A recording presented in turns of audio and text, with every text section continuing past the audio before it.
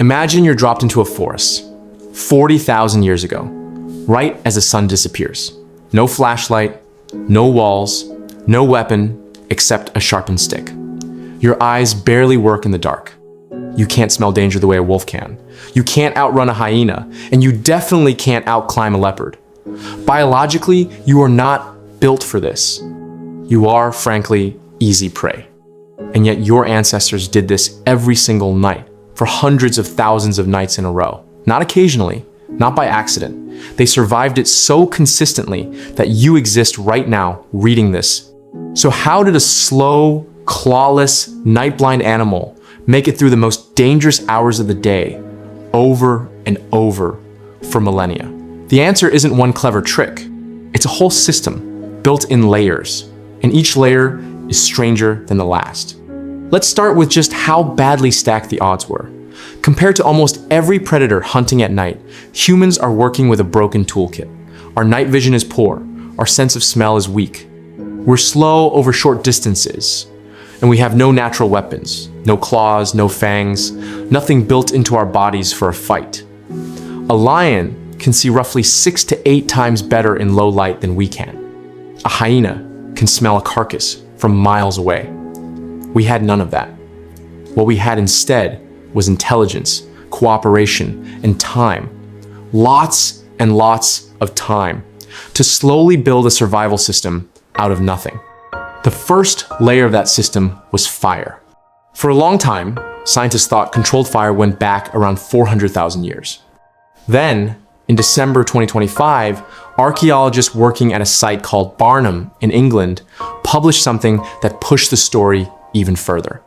Buried at a 400,000-year-old woodland site, they found a hearth, flint tools, and something unexpected. Fragments of iron pyrite, a mineral that sparks when struck against flint. Pyrite doesn't naturally occur at that site. Someone carried it there on purpose, specifically to make fire. Researcher Rob Davis called it a turning point, saying fire gave early humans intense socialization time after dusk. Other evidence from a site in Israel called Kesem Cave shows something just as telling. Archaeologists found a hearth about 4 square meters wide, rebuilt and reused in the exact same spot, again and again, for what may be hundreds of thousands of years. That's not a fire someone stumbled into. That's a fire someone protected, maintained, and returned to night after night. And fire did more than one job at once.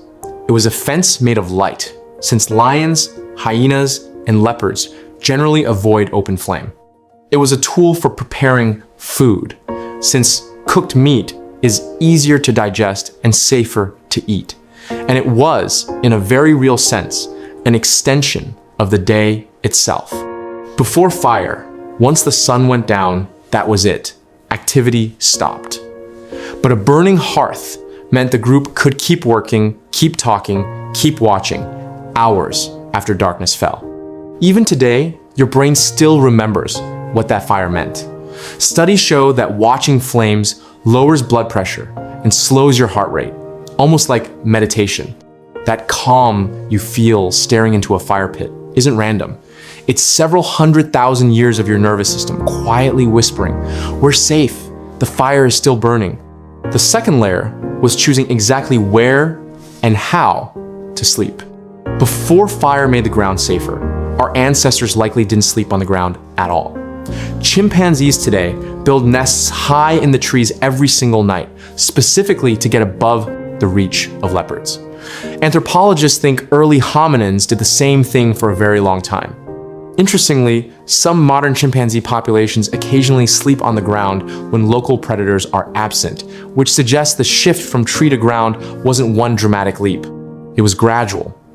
And it almost certainly depended on exactly how dangerous the ground was in a given place at a given moment in history. Once fire and better tools made ground sleeping survivable, locations still mattered enormously. Caves and rock shelters were chosen with real strategy.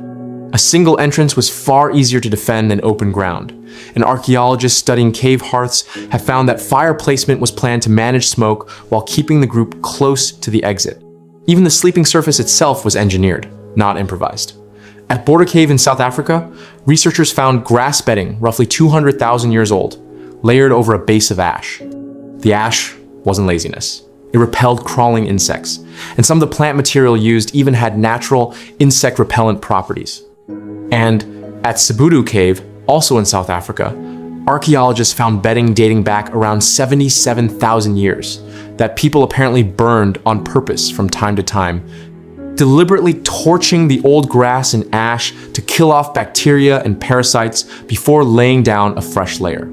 That's not survival by accident. That's a maintenance routine. This was a designed sleeping system. Ash, grass, location, and even cleaning, all chosen to keep a body safe through 8 straight hours of total vulnerability. The third layer is the part that should really change how you think about a good night's sleep. In 2017, researchers studying the Hadza, hunter-gatherers in Tanzania who still live largely without electricity, strapped activity monitors on 33 people for 20 nights. What they found was almost unbelievable. Out of all those nights combined, there were only 18 total minutes where every single person was asleep at the same time. 99.8% of the night, someone in the group was awake or in very light sleep. Nobody was assigned to guard duty. Nobody pulled a night shift on a schedule. It happened automatically because people naturally wake at different times. Older adults tend to fall asleep earlier and wake earlier. Younger adults stay up later and sleep in. Put a group with a real mix of ages together, and you get built-in round-the-clock vigilance for free without a single person losing sleep on purpose. The same researchers also noticed something else. Sound mattered just as much as sight. Louder nighttime environments were tied to more nighttime waking, meaning the group's ears were doing quiet security work even while their eyes were closed. And moonlight mattered too. On brighter, fuller moon nights, people tended to sleep a little longer and move around less in the dark, almost as if the extra light let the group's guard relax, just slightly.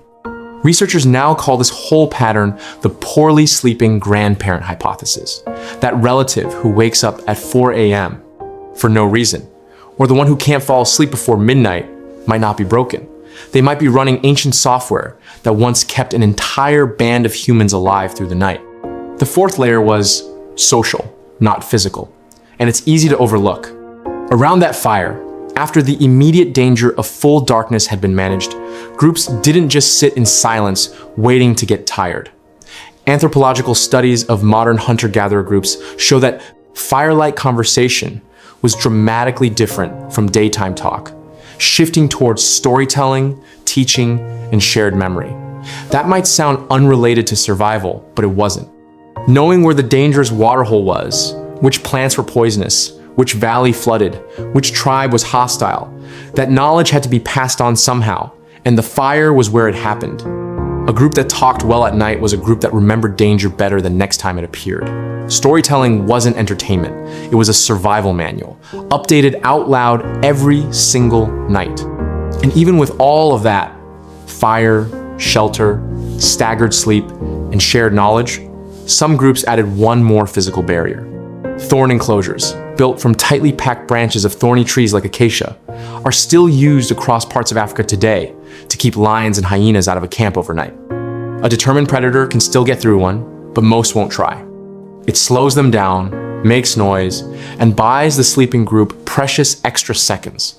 Seconds that matter enormously when the difference between danger and safety is measured in heartbeats. So when you put all of these layers together, fire, chosen and engineered shelter, staggered and mixed-age vigilance, shared nighttime knowledge, and physical barriers, ancient nighttime survival stops looking like luck. It starts looking like design. No single piece of it was foolproof on its own. A fire could burn low. A watcher could doze off completely. A thorn fence could be breached. But stacked together, night after night, generation after generation, those overlapping layers were strong enough to carry a slow, clawless, half-blind species through hundreds of thousands of years of darkness. And maybe that's the real story here.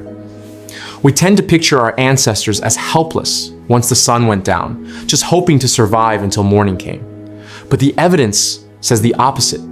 They studied the threat. They built a system out of fire, geography, biology, and memory.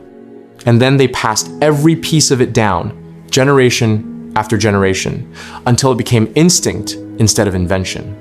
That system worked so well that it's still quietly running inside you. In the relative who can't fall asleep before midnight, in the calm you feel staring into a campfire, in the light, easily broken sleep of the oldest person in the house. You're not just descended from people who survived the night. You're still carrying the exact system they built to do it.